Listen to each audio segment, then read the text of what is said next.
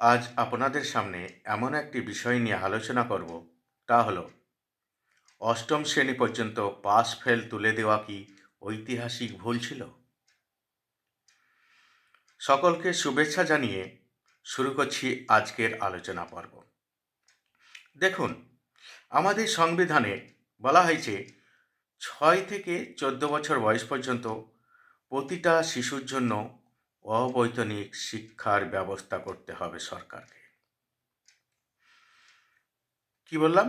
6 থেকে 14 বছর বয়স পর্যন্ত, মানে যাদের বয়স 6 থেকে 14 বছর তাদের শিক্ষার ব্যবস্থা করতে হবে। মানে 14 বছর পর্যন্ত একটা অবৈতনিক, মানে যেখানে কোনো টাকা পয়সা লাগবে না, সেরকম একটা ফুল ফ্রি শিক্ষার ব্যবস্থা সরকারকে করতে হবে। 14 বছরের পরের ব্যাপারটা তার ইচ্ছার উপর নির্ভর করবে। সরকার ফ্রি করতেও পারে, আবার জনগণকে টাকা পয়সা দিয়েও উচ্চশিক্ষা লাভ করা যেতেই পারে। সেটা সরকার নির্ধারণ করবে। তাই যখন বারবার এই প্রশ্ন ওঠে, তখন সরকারও নড়ে চড়ে বসে।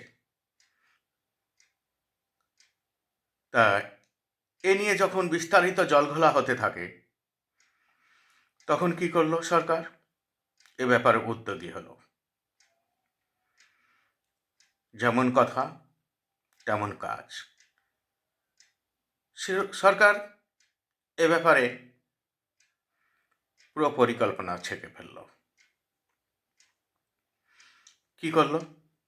বাড়ি বাড়ি গিয়ে 6 থেকে 14 বছরের শিশুদের প্রথমে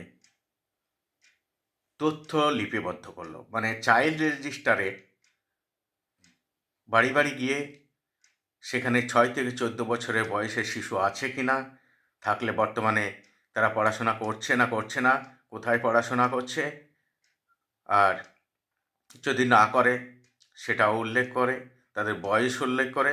এই সমস্ত একটা বিশাল বড় ভলিউমওয়ালা একটা চাইল্ড রেজিস্টার নিয়ে কাজ শুরু হলো।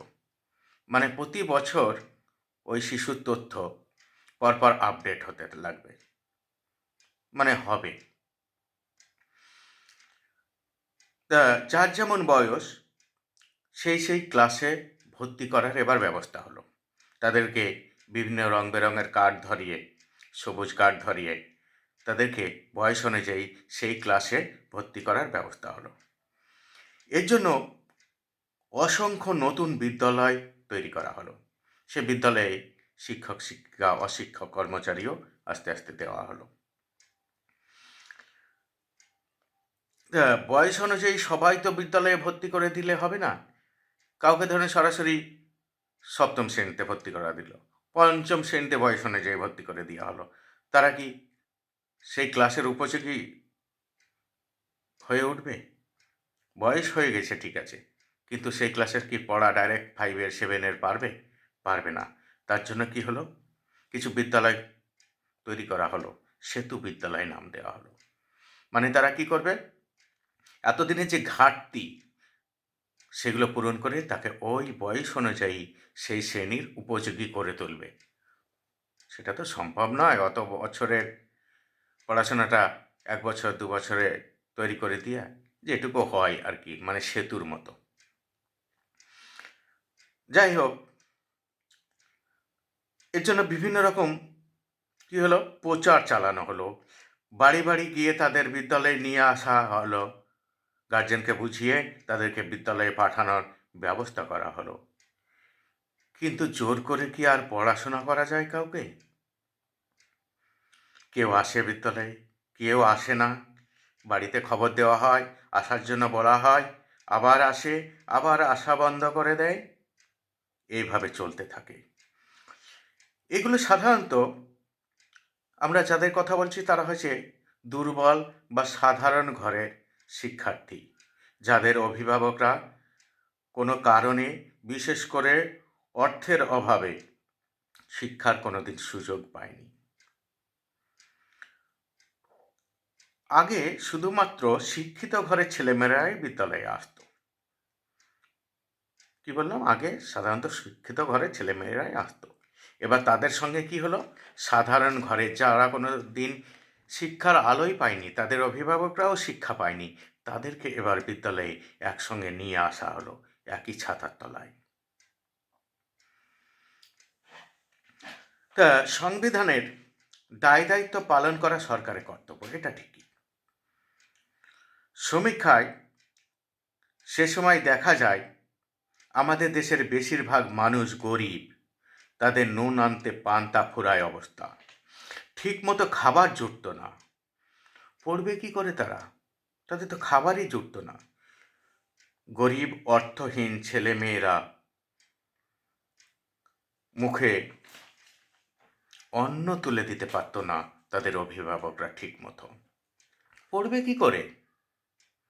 দুমুঠো খাবারের আশায় ছেলে মেয়েকে জমিদার বা গৃহস্থের বাড়িতে রাখাল হিসেবে রেখে দিত, যেটাকে আমরা সাধারণ ভাষায় বলি যে কাজের লোক। সেইটা রেখে দিতে বাধ্য হতো। মানুষের কাজ ছিল না, কোথায় কাজ করবে? জমি জমায় সেরকম ফসল হতো না, জমি শুধু গৃহস্থের জমিদারের কাছে কিছু ছিল, পুকুর পুষ্করণী কিছু ছিল ওদের, আর সাধারণ মানুষ নিতান্ত গরিব। ওই জমিতে খাটতো, তবু প্রতিদিন কাজ হতো না, এইভাবে চলতো। এরপরে অনেক পরিবর্তন এলো। সরকার গরিবের জন্য বিভিন্ন প্রকল্প নিয়ে এলো। সাধারণ গরিব মানুষ একটু একটু করে উন্নত হতে লাগলো। তারা কি করলো?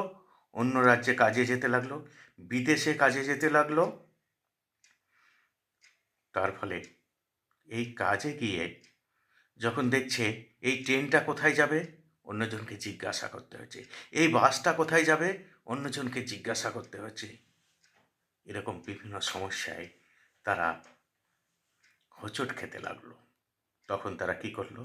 শিক্ষার গুরুত্বটা উপলব্ধি করলো যে আমাদের যা হয়েছে হয়েছে, এবার ছেলে মেয়েদেরকে অন্তত একটু শিক্ষিত করতে হবে, পড়ালেখা শেখাতে হবে। যাক, অভাবের সংসার যতই হোক, আর একটু না হয় বেশি করে কাজ করব, একটু বেশি অর্থ উপার্জনের চেষ্টা করব, কিন্তু ছেলে মেয়েদের শিক্ষিত করতে হবে। তাই অভিভাবকরাও মানসিকভাবে একটু তৈরি হলো। সরকারও চাইলো যে সাধারণ ঘরের ছেলেরা স্কুলে আসুক, আর সাংবিধানিক দায়িত্ব তো আছেই, যেটা পালন করা অবশ্যই কর্তব্য। তার ফলে কি হলো, সে তার সন্তানদের বিদ্যালয়ে পাঠাতে লাগলো, বুঝিয়ে, অভিভাবকরা বুঝিয়ে তার সন্তানদের বিদ্যালয়ে পাঠাতে লাগলো। কিন্তু সে বিদ্যালয়ে এসে হোঁচট খেতে লাগলো, কারণ একটা যারা ধারাবাহিকভাবে পড়াশোনা করে আসছিল, তাদের সঙ্গে সে পেরে উঠছে না, পড়া অত সহজে শিখতে পারছে না, তার মাথায় বুদ্ধিও একটু কম, তাই সে হোঁচট খেতে লাগলো।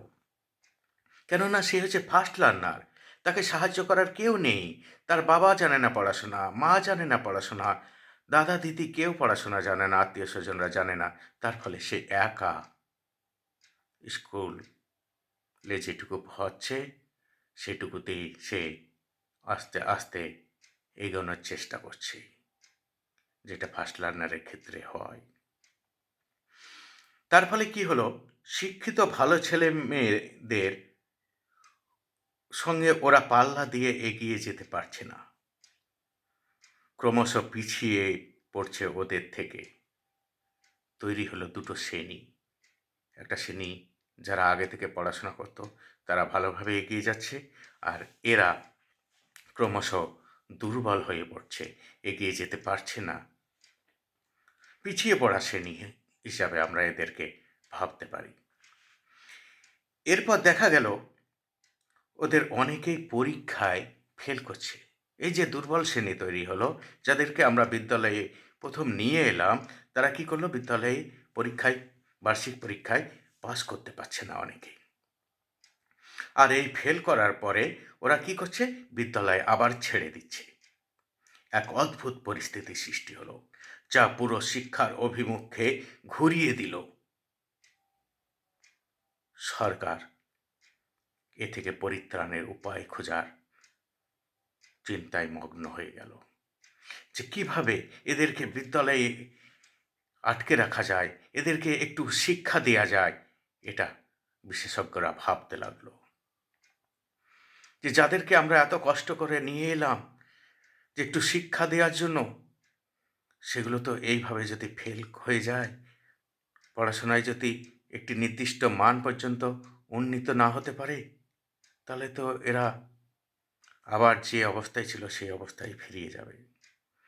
তার ফলে সবার সঙ্গে আলোচনা করে সরকার এক কঠিন সিদ্ধান্ত তুলে নিল।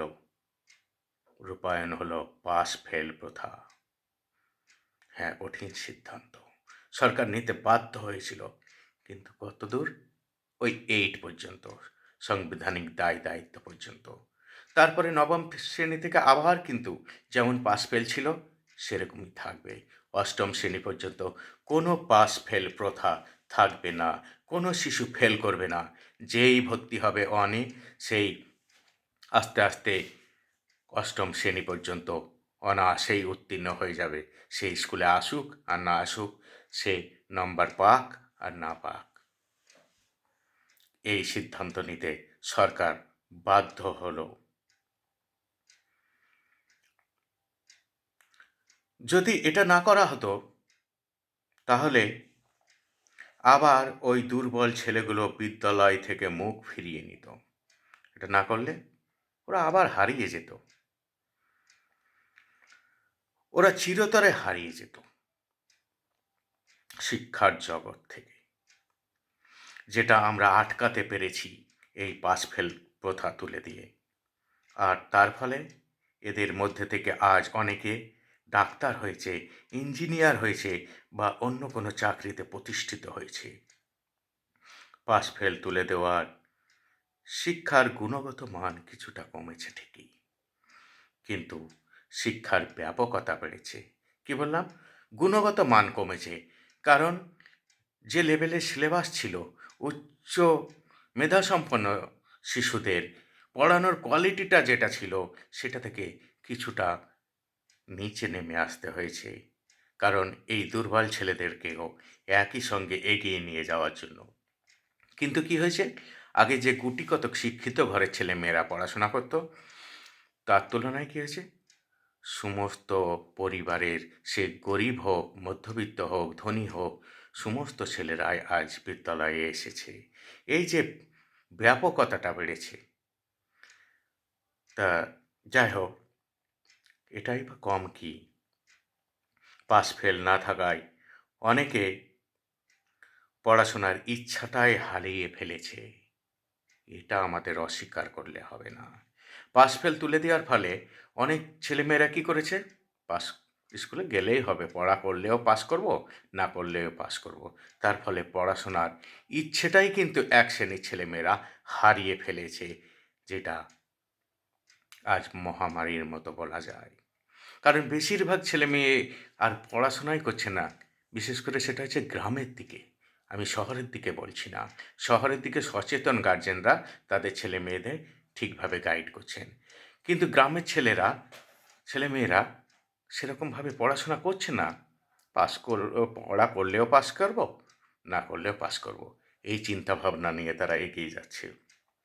তার ফলে কী হয়েছে, এক শ্রেণীর এই ছেলে মেয়েদের ক্ষতি হয়েছে পাসফেলটা তুলে দেওয়ার ফলে। হয়তো পাসফেল রাখলে অনেক ছেলে ছিটকে যেত, সেটাও ঠিক, কিন্তু পাসফেল তুলে দেওয়ার ফলে একটা শ্রেণীর ছেলে মেয়েদের ক্ষতিও হয়েছে, এটা অস্বীকার করার কোনো জায়গা নাই।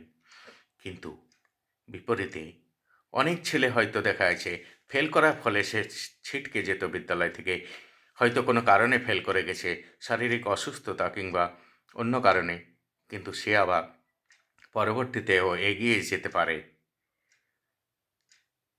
তার ফলে হয়তো একটা বছর খারাপ হয়েছে, পরের বছর কী হয়েছে, সে কিন্তু এমনও দেখা গেছে অনেক ছেলে মেয়ে পরের বছর ভালো রেজাল্ট করে সে তার জীবনের অগ্রগতি ধরে রেখেছে এবং উচ্চ পদে সে নিজেকে প্রতিষ্ঠিত করতে পেরেছে। আজ এ পর্যন্ত, দেখা হবে আবার পরের ভিডিওতে।